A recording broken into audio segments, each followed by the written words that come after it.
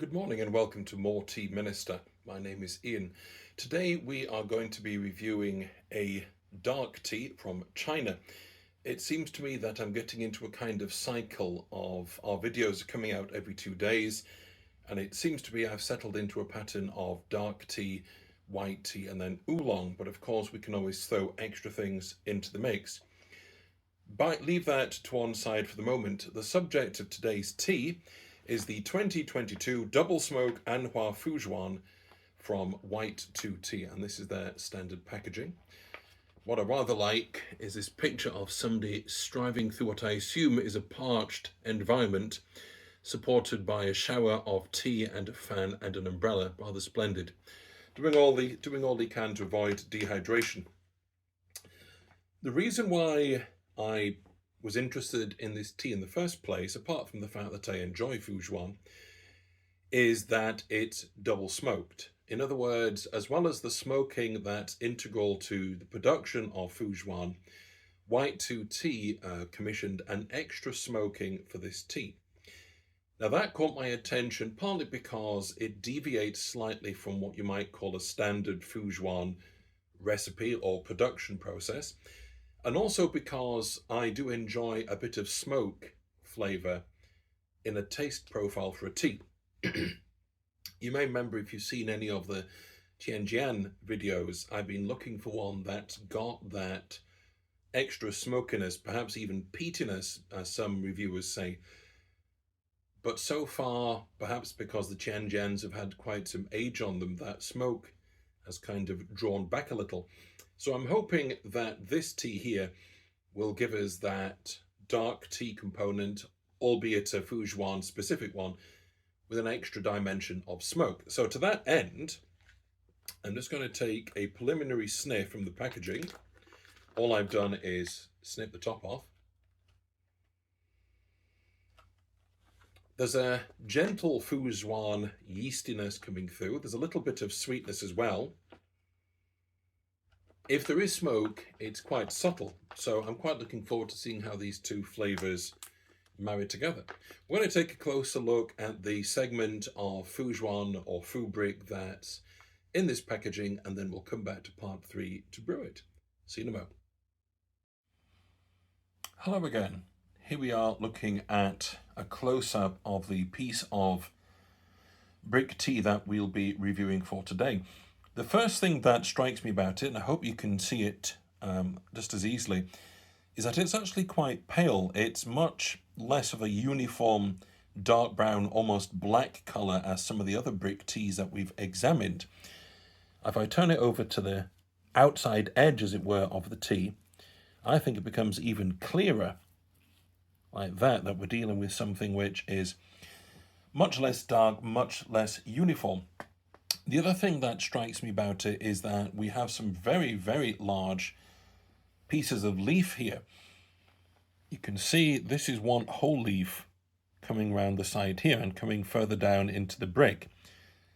This is very different to that almost uniform, I don't want to say fragmentary, but much smaller pieces that we've seen in other fuzhuan. So it's quite distinctive just visually.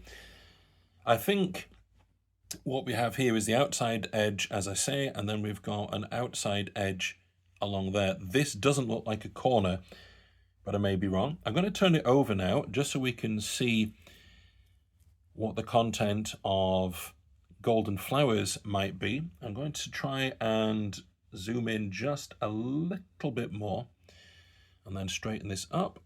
It's always difficult trying to guess. Right, I think we can now see we've got gold flowers here and a kind of scattering of them.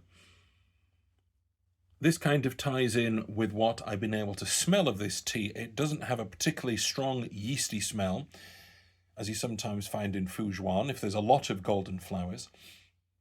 On the other hand, it's not a smell that's being masked by smoke, so I'm very intrigued to see how the fuzhuan taste and the smoky taste marry together well. So I will see you in part 3. Hello again and welcome to part 3 of our video, where we are going to review our smoked fuzhuan brick tea, which I'm very much looking forward to. So we have in front of us our pretty much standard equipment by now, our transparent jug for pouring and viewing the tea, and also for smelling it.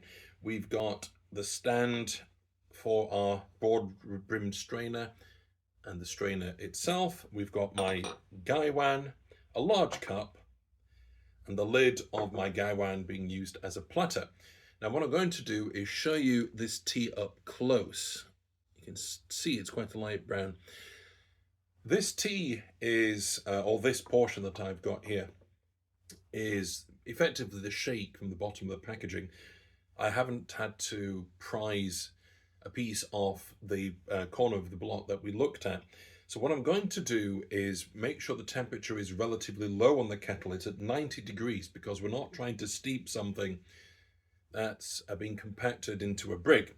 And the fact that these leaf pieces are quite large, as you can see, and there's plenty of shake, makes me think that the brick isn't a particularly heavily compressed one, which is not a criticism. That's obviously a manufacturing choice. So the temperature is going to be a little lower than you might expect for a fuzhuan. And off to one side here, I've got my wastewater jug. So this is with the shake and emptying out some extra pieces. It's probably slightly over 5.5 grams. So we'll try to keep the water just below 100 because we want to keep that ratio of something like, if it was 6 grams of tea to 100 ml. So we'll bring that down just a smidge. And we'll also not brew this for too long, especially the first couple of steeps. Just take another smell. It just comes across as quite sweet, like that. So we'll give this, let's say, 15 seconds. That may be nowhere near, or it may be more than we possibly need. So here's finding out. So let's keep the water about there, I think.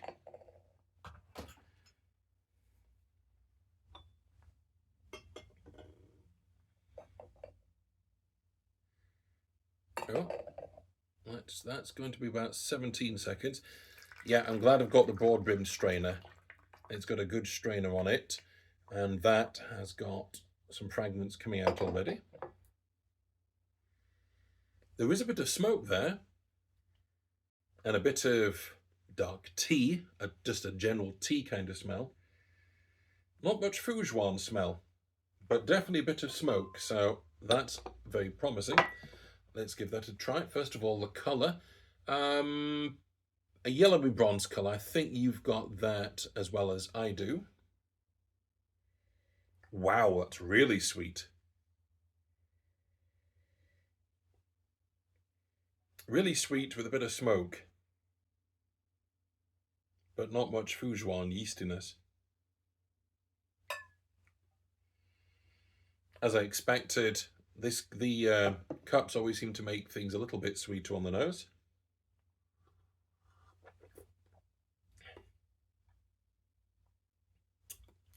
I'm going to put that temperature up. Actually, no, for the next steep, we'll just make it a bit longer. See if that helps. The flavour is a little thinner than I suspect this tea can manage, which is on me. It's not a question of the quality of the tea. A little bit of smoke, herbal tea quality, but no fuzhuan just yet. Do you know what? Changing my mind. 95. Pour away this wastewater.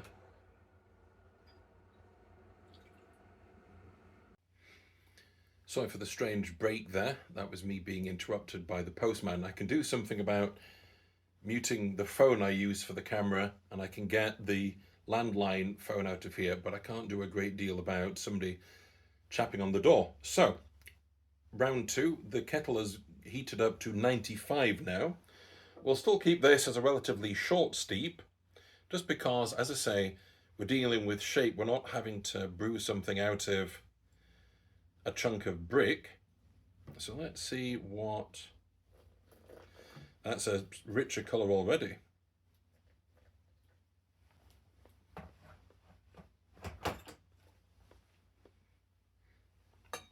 So we'll give that the same 15 seconds and see where that takes us. And then we'll do some slightly longer steeps as well.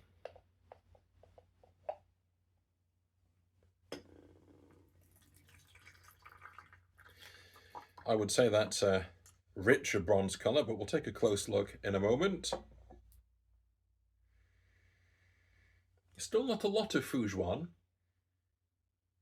but there's a hint of it. There's a bit of that yeastiness, a little bit of smoke as well.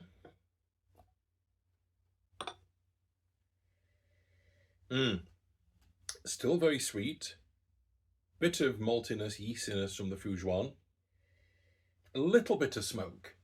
It just adds a sort of slight bitterness at the end. A nice bronze colour. Bitterness not in any unpleasant sense, just what smoke brings to a flavour profile, but it's definitely there. So this is round 2, back up to 95 degrees for this one. Sweet and smoky. That's better. It's got more body. Little bit of smoke, little bit of sweetness. I'm wondering if the sweetness is the fuzhuan, because there weren't that many, it wasn't a sort of over-proliferation of golden flowers in the brick. I will say on the second steep, it's incredibly well balanced. That subtle smoke goes very nicely with the subtle golden flowers. So you're left with something that's sweet and smoky, which is a very interesting combination.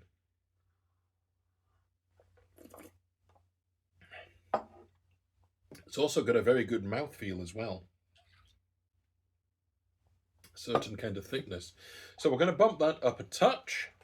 I'm going to try and maybe give that 20-25 seconds this time.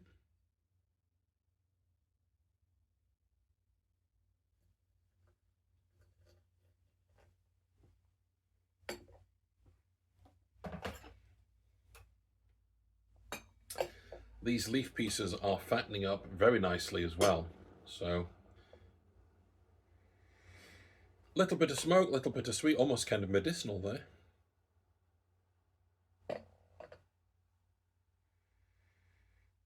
Maybe 2 or 3 more seconds. I think that's pushing up more towards 30 for this one. Let's see where this gets us.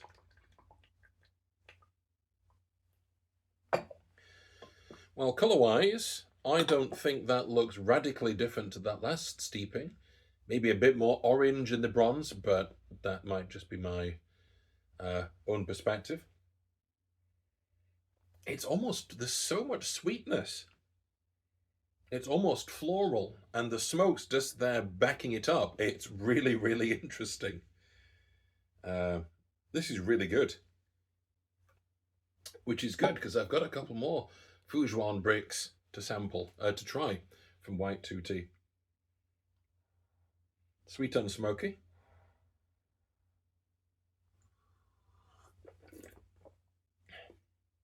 There's a little more of the yeast coming through there. I think we might do one more steep. Let's bump that up to 100 and keep it as a short steep and see where that gets us. The good thing about gong fu is that it's a constant sort of interplay between you and your personal taste and what you think the tea can give. So there's a lot of guesswork, at least there is for a complete amateur like me. I guess somebody who's been doing this for a very long time can tell by the cues much more easily what a tea can do. So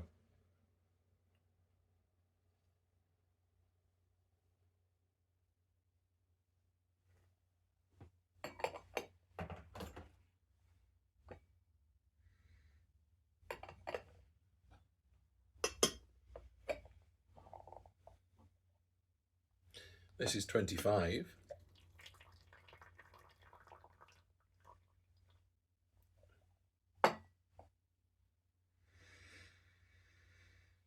That medicinal quality is more to the fore. It's more sort of herbal tea plus a bit of smoke. Not a herbal tea, but the herbal note of tea. So colour-wise, I think that's a little paler, but I may have added more water than the last two. That's about right, a bit of orange and yellow.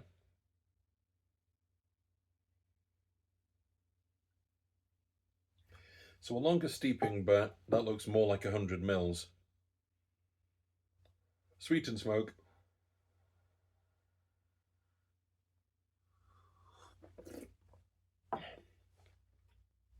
Yeah, that's what's coming through. Sweet and smoke working together with a kind of medicinal note, which is, I think, where they're sort of meshing together. So, to the kind of summary. Is it easy to brew? I think you have to play it by ear. I can only say using a shake rather than a prized off piece, it was pretty simple. Although I'm not quite sure that I've got the tea to the point where it's giving of its best, but that's always going to be the case with Gong Fu. It's a matter of exploration. Is it easy to get hold of? Well, as a fuzhuan, there's always plenty of those. This particular kind of smoked fuzhuan, I don't think I've come across another one. So, but I don't think we can hold that against it. It's a special commission, and it's an experimental tea, so we can't expect that to be readily available. Is it enjoyable? It's hugely enjoyable. The sweetness is a real surprise for a fuzhuan, but as I say, I think that sweetness is the golden flowers contributing. There's a smokiness to it, but it's a subtle smoke. If you're looking for something like a lapsang souchong in your face smoke, this isn't for you. So I think we can leave off availability, apart from to say that I'm sure you can access Y2T's website and see if it's still available. But on the two scores that I think are fair, it's a resounding success. Heartily recommended by me. So all it refrains for me to do is to wish you happy steeping and God bless.